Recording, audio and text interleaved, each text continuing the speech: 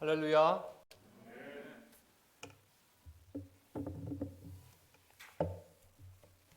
우리 이 시간 말씀 받기 전에 잠깐 우리 합심해서 한번 기도하면 좋을 것 같아요. 우리 김영천 집사님 기도 중에도 하셨지만 우리가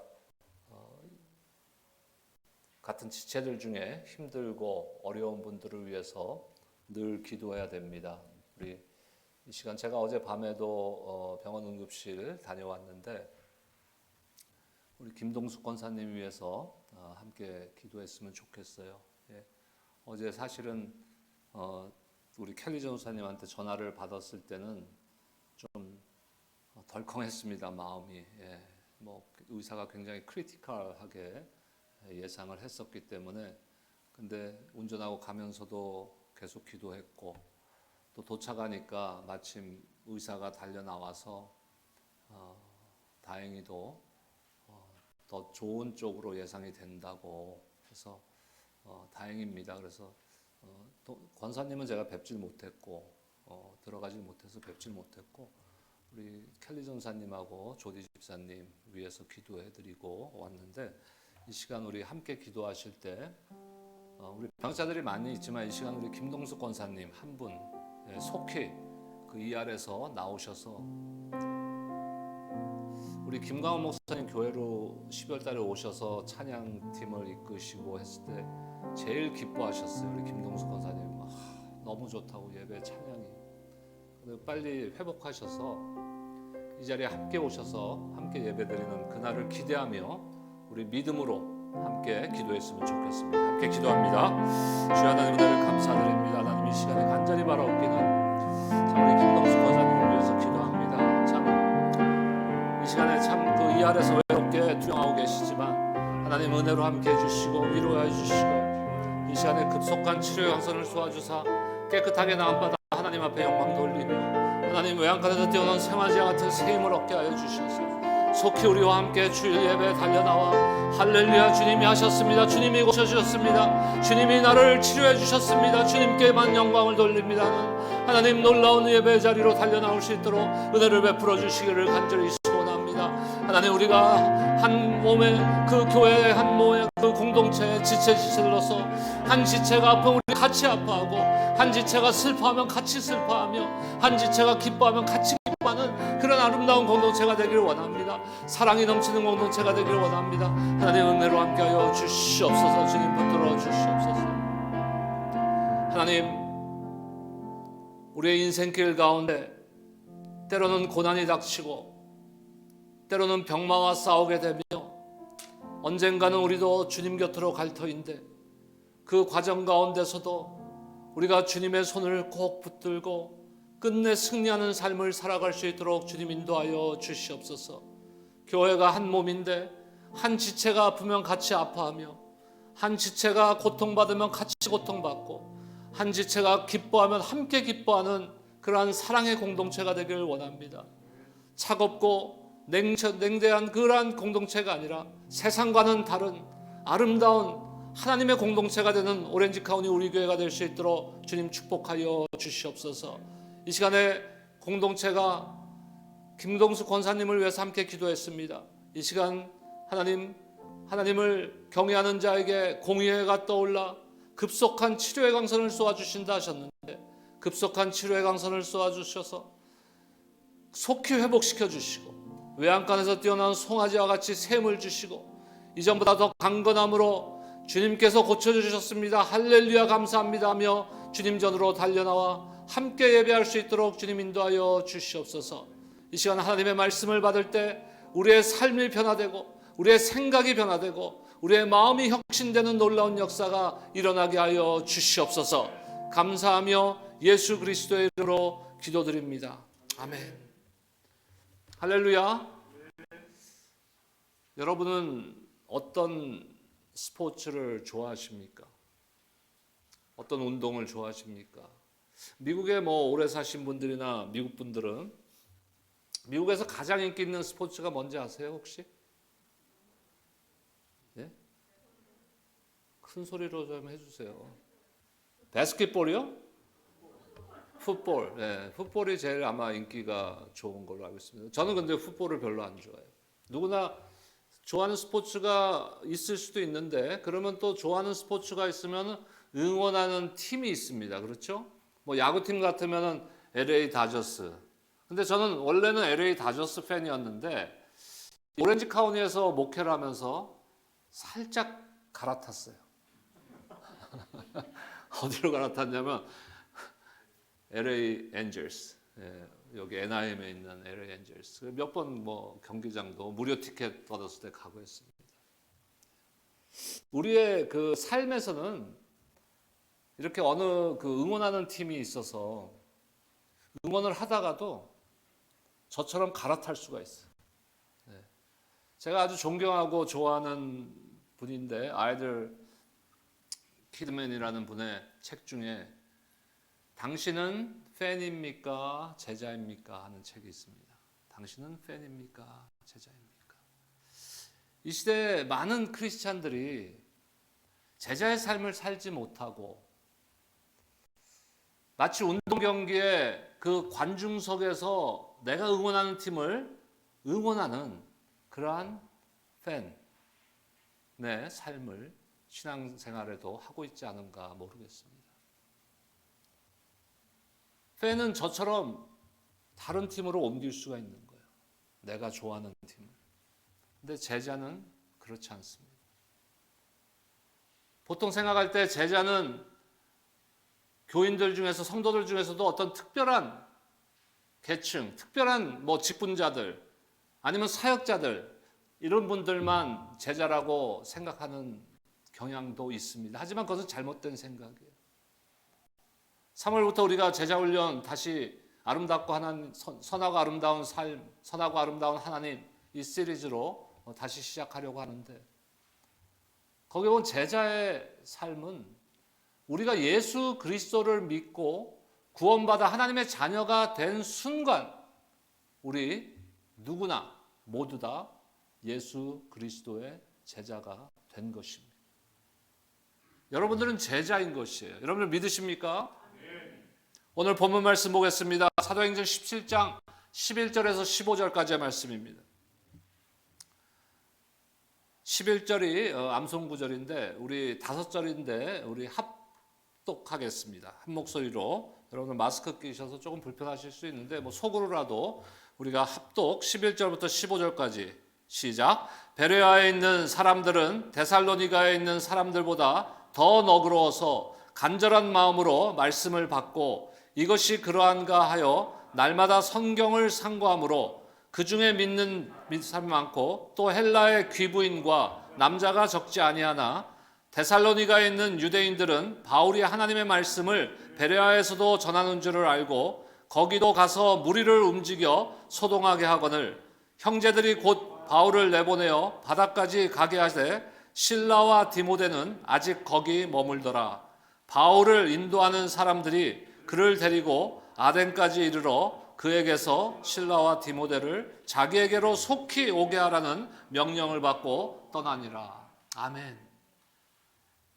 우리는 왜 신앙생활에 제자로서의 신앙생활을 하지 못하고 마치 운동 경기에서 어느 팀을 응원하듯이 팬과 같은 그러한 신앙생활을 하는가? 우리가 즐겨 부르는 찬송가 중에서 이런 찬송가 있죠? 빈들의 마른 풀같이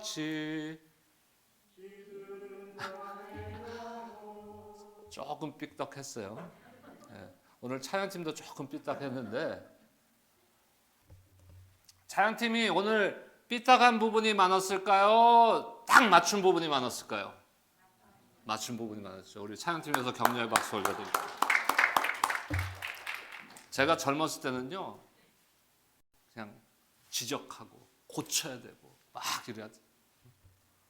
근데 어느 그 미국 찬양 인도자 그의 그 세미나에서 제가 들었어요. 그분이 훌륭한 찬양 인도자인데 세미나를 하는데 찬양팀의 찬양 인도자들이 찬양팀 대원들을 할 때 자주 틀리잖아요. 자주 틀릴 수 있어요. 그러면은 이렇게 한다는 거예요. 막 미안해하는 거야. 반주자들이나 찬양팀이 미안해하는 거야. 그 목사님한테 오늘도 또 틀렸는데 어떡하지? 그 목사님이 여러분 오늘 3군데 틀렸죠? 하지만 맞춘 데는 수천 개예요. 여러분 우리의 마음이 그래야 돼요. 그런데 그러지 못하고 마치 그 빈들의 마른 풀같이 시들은 영혼과 같은 혹시 그런 상태는 아닙니까? 누가 나만 건드리기만 해봐. 오늘 날 잡을 거야. 날 잡긴 무슨 날을 잡아요. 만약에 그렇다면 무엇이 문제입니까, 여러분? 특히 캘리포니아에 살면은 우리가 잘 볼 수 있는 게 있어요. 뭐냐면은 뭐 공원을 간다든지 아니면 집의 마당을 본다든지 했을 때 물을 정기적으로 주지 않으면요 풀이 자라질 못해요. 나무도 자라질 못해요. 지속적으로 물이 공급돼야 되는 것이에요. 우리의 신앙생활도 마찬가지입니다. 우리가 왜 빈들의 마른 풀 같은 그러한 영혼과 같은 신앙생활을 하게 됩니까? 공급을 못 받았기 때문에. 식물이 물을 공급을 받아야 되듯이 하나님의 은혜의 공급을 받지 못했기 때문에 그런 것이죠. 그래서 마른 풀과 같은 상태가 되는 거예요. 이사야 58장 11절을 보니까 이런 말씀이 있습니다. 여호와가 너를 항상 인도하여 메마른 곳에서도 내 영혼을 만족하게 하며 내 뼈를 견고하게 하리니 너는 물된 동산 같겠고 물이 끊어지지 않는 샘물 같을 것이다. 이렇게 이사야를 통해서 우리에게 말씀하십니다.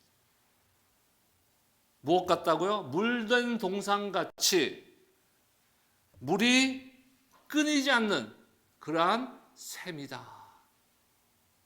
여러분 그런 우리의 참된 평강과 우리의 삶 가운데 은혜가 넘치는 신앙생활을 하기 위해서는요 물된 동산과 같은 하나님의 은혜를 끊임없이 공급받아야 되는 것이에요.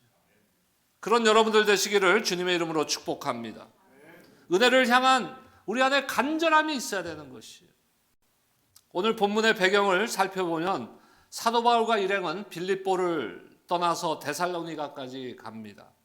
사도 바울의 사역을 보면요, 한 도시에서 다른 도시로 이제 움직이잖아요. 사역지로 옮깁니다. 그럴 때 많은 경우에 핍박을 받고 박해를 받고 매 맞고 감옥에 갇히고 이런 힘든 상황 가운데 다른 곳으로 옮기는 경우가 많아요.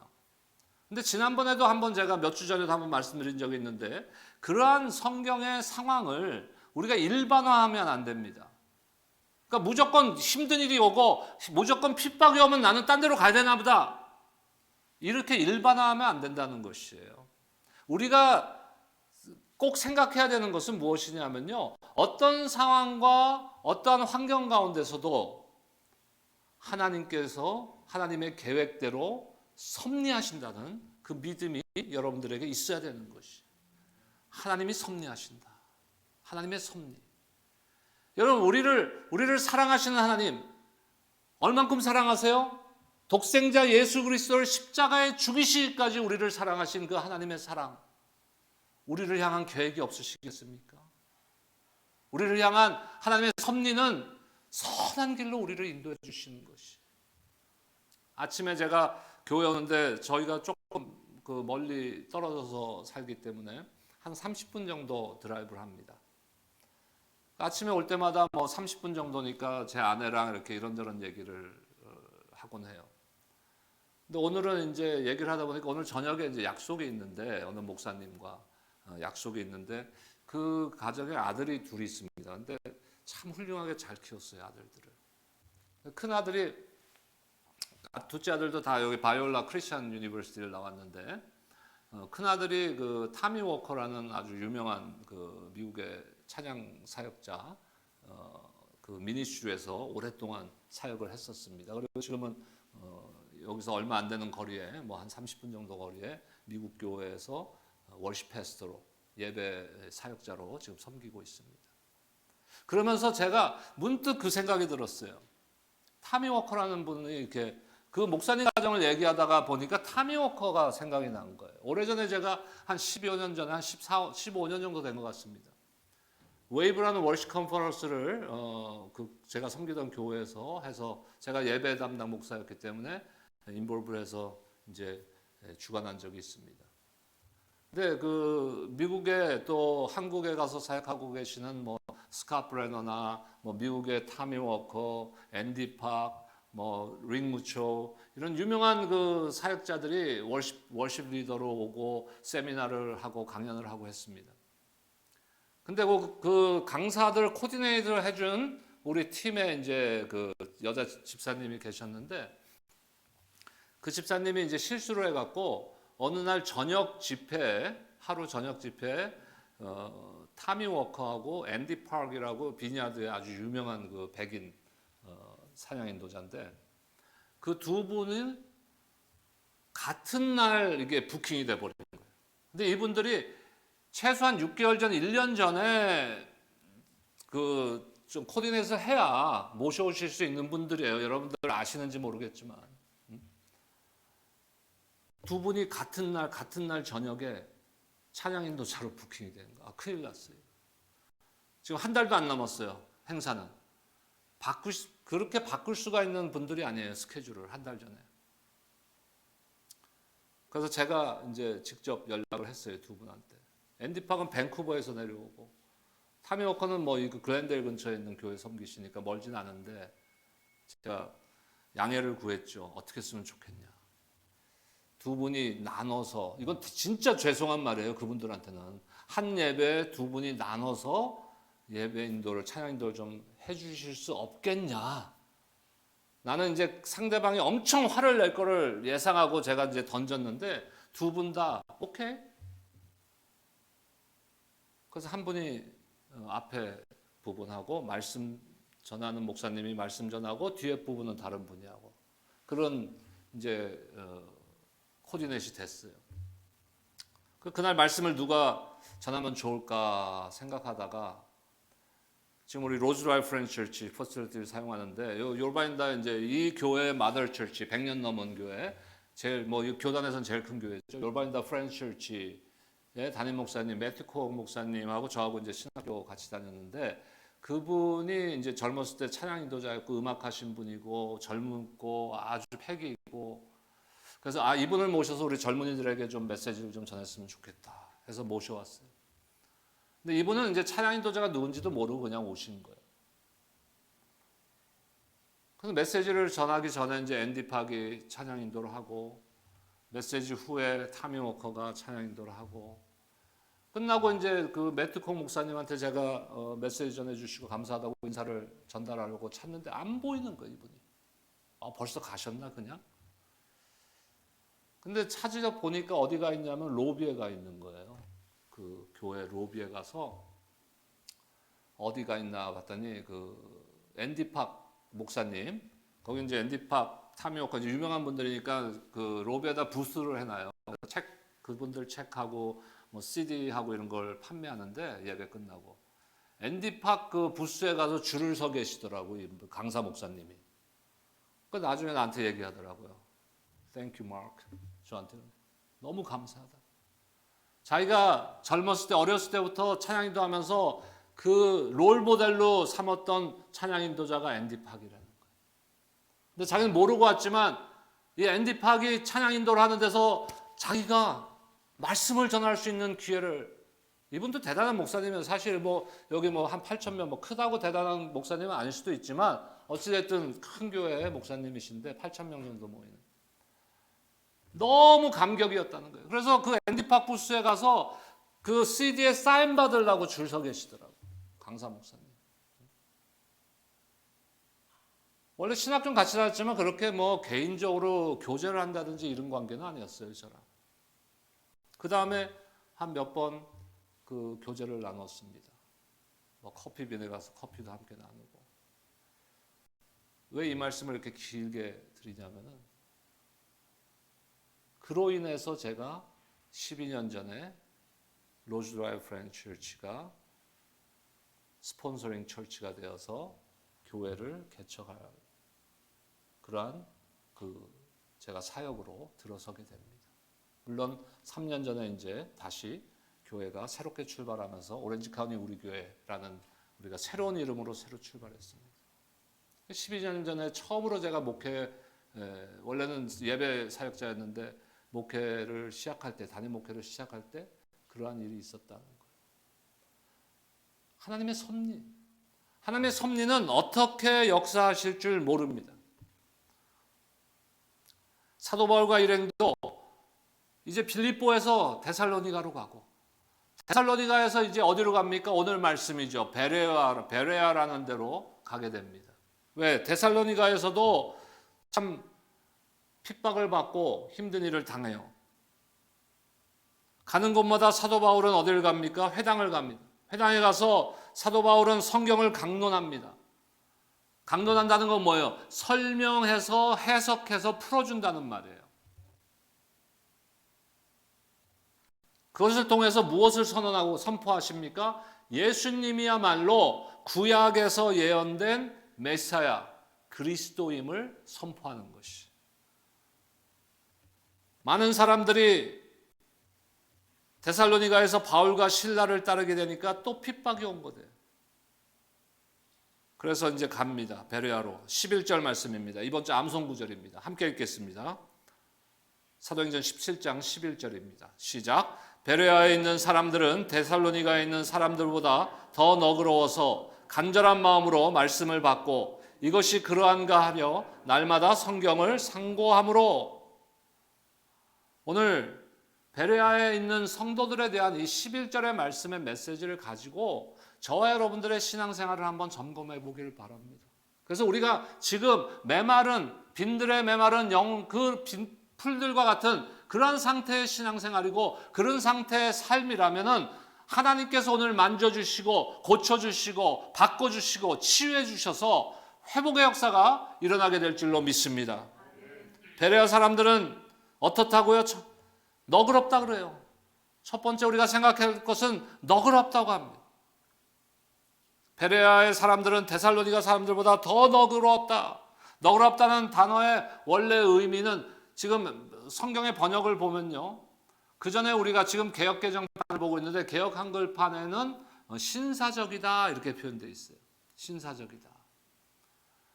영어 성경 NIV 성경을 보니까 with noble character.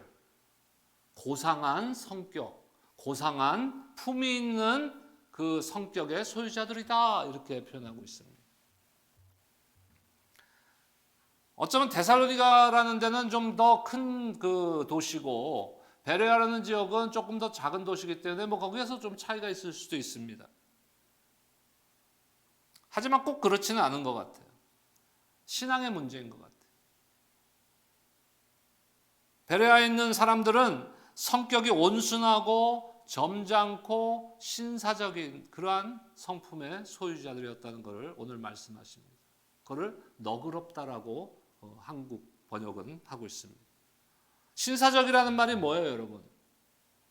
이렇게 양복배 입고 넥타이 매고 잘 차려입으면 신사적입니까? 아니죠. 우리의 말과 행동에 교양이 있어야 돼요. 약자에 대한 배려가 있어야 됩니다. 말과 행동이 하나님의 가르침에 알맞는 행동을 해야 되는 것이. 여러분 예수님을 믿은 순간에 우리는 새로운 피조물로 거듭났습니다. 그럼 바뀐 거예요. 우리의 존재가 바뀌었어요. 그전에는 세상에 악한 영들의 지배를 받던 우리가 이제는 하나님의 복된 자녀가 된 것입니다. 새로운 피조물이 된 것이에요.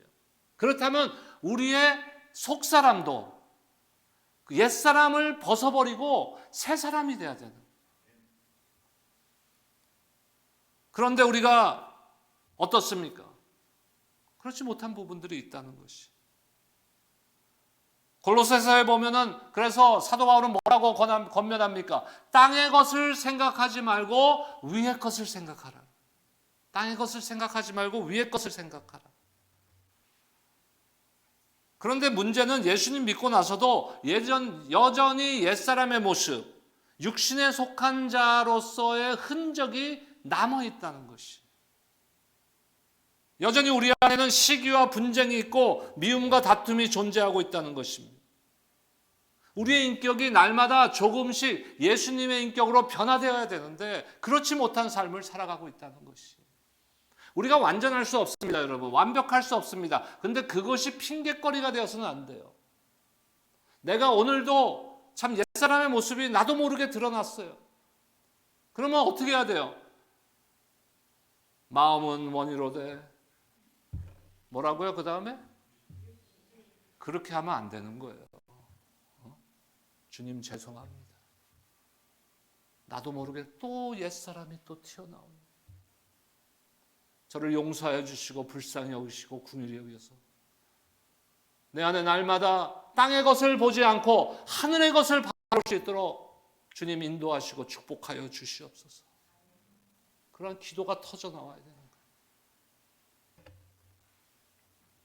우리의 인격이 예수님의 인격으로 변화되어야 되는 것이, 사랑과 온유와 겸손의 사람이 되어야 하는 것이.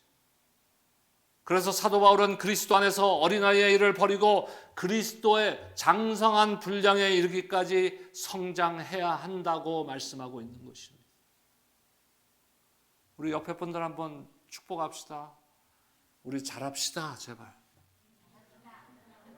잘하자가 아니고 잘합시다. 성장합시다. 어린아이와 같이 남아있으면 안 되는 거예요. 에이, 목사님 내 나이가 지금 몇인데 여러분 나이가 어때서? 신앙생활은 나이 갖고 하는 거 아니에요. 신앙생활은 내가 몇 년 신앙생활 했다 갖고 하는 거 아니에요. 여러분 공부도 그런 것 같아요. 우리 그 속된 표현으로 가방끈이 길다 그러잖아요. 무슨 말이에요? 학교를 오래 다녔어요. 저도 만만치 않게 다녔어요. 몇 년인지 한참 세어봐야 돼. 한 30년쯤 다녔나 학교를. 유치원부터 하면. 그렇다고 공부 잘하는 거 아니에요, 여러분. 신앙생활은 오래 했다고, 교회에 내가 발을 오랫동안 담그고 있었다고 해서 저절로 변화되는 것이 아니라는 것이. 그렇다면 우리 안에 베레아 교회 성도들과 같이 신사적인 성품, 변화된 성품, 우리 성경으로 번역으로 따지면 너그러운 마음을 가져야 되는데 왜 안 되냐 이거죠. 어떻게 하면 되느냐. 두 번째, 베레아 성도들은 무엇이 있었어요? 간절한 마음으로 하나님의 말씀을 받았다고 오늘 말씀하고 있습니다. 베레아의 사람들은 선입견을 버리고 진지하고 간절한 마음으로 하나님의 말씀에 귀를 기울였어요. 그때 하나님의 풍성한 은혜가 임하게 되는 것입니다, 여러분. 교회가 부흥되는 것입니다, 여러분. 여러분 마음에 갈급한 마음이 회복돼야 되는 것이에요, 여러분. 여러분 간절한 마음이 있어야 돼요. 예배의 자리를 사모해야 됩니다. 주 말씀을 향하여서 날마다 말씀을 읽고 통독하고 암송하고 큐티하고 묵상하면서 그 말씀을 그냥 지식으로 얻는 것이 아니라 달려가야 돼요, 말씀으로. 우리 금요 예배 타이틀이 뭐예요? 인카운터, 대면하는 건데 그냥 얼굴을 이렇게 보는 게 아니라 인카운터라는 건요, 우리가 운전할 때 그 4차선 신호등이 있는 4차선 도로라고 가정해봐요. 4차선이 아니라 뭐죠? 길이 4개 만나는 교차로. 네. 이게 미국에 이제 한 40년 가까이 살면요, 특히 캘리포니아에서만 살았거든요, 제가. 이거는 영어도 안 돼, 한국말도 잊어버려. 바보가 돼가는 것 같아요. 단어가 가끔 생각 안 나요. 네. 그래도 제가 영어는 그래도 영문과 나왔잖아요. 근데 제가 항상 얘기하죠. 저는 영문과를 영문도 모르고 다녔습니다. 인카운터. 그 4차 교차로에서 차들끼리 이쪽 차가 가고 이쪽 차가 갔는데 콱 부딪혔어. 그게 인카운터. 사고가 나면 안 되지만 예를 그렇게 드는. 쾅 부딪혀. 우리가 하나님의 말씀 앞에 간절한 마음이 있고 주 말씀을 향해서 달려가고 인카운터, 주님을 대면한다. 말씀 가운데 주님을 대면한다는 것은요, 마치 그거예요. 쾅 부딪히는 거예요. 여러분 날마다 주님의 말씀 가운데 주님과 부딪혀야 됩니다.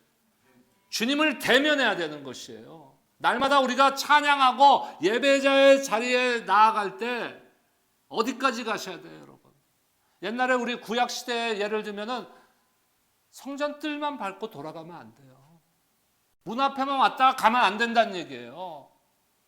과거에 구약 때는 그러면 제일 깊은 곳 어디입니까? 지성소의 제일 깊은 곳 누구만 들어갈 수 있었어요? 대제사장만 들어갈 수 있었습니다. 근데 예수 그리스도로 인하여서 저와 여러분들은 왕 같은 제사장이 된 줄로 믿습니다. 왕 같은 제사장이 뭐예요? 로열. 왕 같다는 게 아니에요. 왕의 제사장인 거예요, 우리는. 그 날마다 그 지성소의 깊은 곳까지 들어가서 주님을 대면해야 되는데, 그러기 위해서 우리에게 오늘 베레아 성도들이 갖고 있는 것과 같은 그 말씀을 향한 간절함이 회복돼야 되는 것이에요. 내 마음에 갈급함이 있어야, 목마름이 있어야 되는 거예요. 마태복음 13장에 보면 씨 뿌리는 자의 비유가 나오죠. 여러 사람들이 나옵니다. 그 중에 우리가 지금 따라가야 되는 사람은 누구예요? 어떤 밭이에요? 옥토와 같은 밭, 좋은 밭, good soil, 토양이 아주 좋은 밭. 거기에 말씀의 간절함으로 말씀을 받아서 씨가 뿌려졌을 때 풍성한 열매가 열게 되는 것이. 그런데 그렇지 않으면 길가밭이 되고 돌밭이 되고 가시덤불이 덮인 땅이 됩니다. 길가밭은 어때요? 사람들이 많이 다니죠. 그러면 그 씨앗을 뿌려봐야 다른 사람들이 뺏어가 버려요. 돌밭 같은 마음은 어떻습니까? 단단하기 때문에 씨앗을 뿌려봐야 씨가 심어지지가 않아요. 가시덤불 같은 밭은 어떤 밭입니까? 내 머릿속에는 세상으로 가득 차 있어. 세상의 염려와 세상의 욕심과 세상 것으로 내 머릿속은 가득 차 있어요. 그 말씀을 아무리 받아봐야 그 씨가 내 마음팍에 심어지지가 않아요. 여러분, 우리는 옥토와 같은 마음의 밭이 되어서 간절한 마음으로 하나님의 말씀을 받아야 되는 것입니다. 우리 안에 주 말씀을 향한 갈급함이 회복돼야 합니다.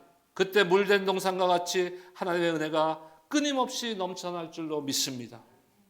마지막 세 번째로 베레아 성도들은 11절의 마지막 부분을 보니까 말씀을 날마다 상고했다라고 기록하고 있어요.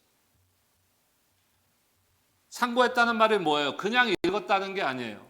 성경을 자세히 읽고 연구했다는 것. 그 뜻이 정확한 뜻이, 하나님이 나에게 이 말씀은 도대체 무슨 뜻으로 하신 말씀인가?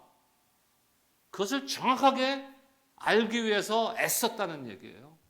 우리가 묵상을 큐티를 이렇게 성도들에게 제가 가르치다 보면은 그 과정이 있잖아요. 제일 중요한 건 마지막 단계, 내 삶에 어떻게 적용할 것인가, 오늘 교훈을. 그것이지만 거기까지 가기 위해서 그 말씀의 뜻을 분명하게 알아야 되는 거예요. 이 하나님의 말씀이 어떤 의미를 가졌는가. 그러기 위해서 그 가운데 연구하고 해야 되는, 공부해야 되는 그러한 부분들이 있습니다. 매우 중요한 거예요. 하나님의 말씀을 받고 내 마음대로 해석하면 안 되는 거죠. 이게 무슨 뜻인가를 하는 것이 바로 상고하는 것이. 일주일에 한 번 와서 말씀을 듣고 바르게 자라며 그것이 일주일간의 삶에 적용되기를 바라기에는 턱없이 부족한 거예요. 신명기의 말씀을 보면 하나님께서 말씀을 가까이 하고 주야로 묵상하라고 명령하십니다. 어떤 사람이 복된 자예요? 저는 성경의 그 메시지 중에서 복된 자에 대한 정의는 시편 1편에 가장 잘 나타나 있다고 봅니다. 어떤 자가 복된 자라고 시편 1편에 나타납니까? 주야로 여호와의 율법을 묵상하는 자, 하나님의 말씀을 가까이 하는 자. 많은 사람들이 말씀을 대할 때 베레아 성도들은 너그러운 태도로 대했는데 그렇지 못해요. 또 상고하고 묵상하고 연구하는 자세가 없습니다. 또 목마름도 없습니다. 갈급함도 없습니다. 간절함도 없습니다. 저와 여러분들은 어떻습니까? 무엇이 문제일까요? 여러분 가운데 말씀을 향한 간절함이 회복되시기를 주의 이름으로 축원합니다. 간절함이, 갈급함이, 목마름이 날마다 넘쳐나시기를 주의 이름으로 축원합니다. 그럴 때 시냇가에 심기운 나무가 철을 따라 열매를 맺듯이 또한 그 잎사귀가 마르지 않는 것 같이 여러분들의 삶을 가운데, 그리고 여러분들의 가정 가운데, 여러분들의 생업 가운데, 그리고 우리가 함께 섬기는 오렌지 카운티 우리 교회 가운데 더욱더 풍성한 열매를 맺게 해주실 줄로 믿습니다. 이번 한 주간도 주 말씀을 향하여서 우리 달려갑시다. 주 말씀을 향하여서 애씁시다. 그리고 그 말씀이 나에게 하신 말씀으로 깨닫고 내 삶이 변화될 수 있도록 생각이 바뀌고 마음이 변화될 수 있도록 하나님 앞에 간절히 기도하심으로 한 주간도 주의 말씀으로 승리하시기를 주의 이름으로 축원합니다. 기도하겠습니다. 하나님 감사합니다. 참 베레아의 성도들의 그 모험된 말씀을 향한 자세, 그 태도를 보면서 우리의 신앙을 돌아보았습니다. 우리 가운데 참 너그러움이 회복되게 하시고, 우리 가운데 말씀을 향한 갈급함이, 간절함이 회복되게 하시고, 우리 가운데 말씀을 상고하는 삶으로 변화되어서 하나님의 말씀을 우리가 바로 알고 하나님을 향한 간절함으로 하나님께서 주시는 그 축복과 은혜와 많은 열매를 맺는 삶이 되고 가정들이 되고 그러한 우리 교회가 될 수 있도록 주님 축복하여 주시옵소서. 사랑하는 성도들 한 사람 한 사람들의 마음을 만져주시고 고쳐주시고 회복시켜 주셔서 오늘부터 이전까지 그러지 못했더라도 오늘부터 하나님의 말씀 가운데 간절함으로 나아갈 수 있도록 축복하여 주시옵소서. 예수님의 이름으로 기도드립니다. 아멘.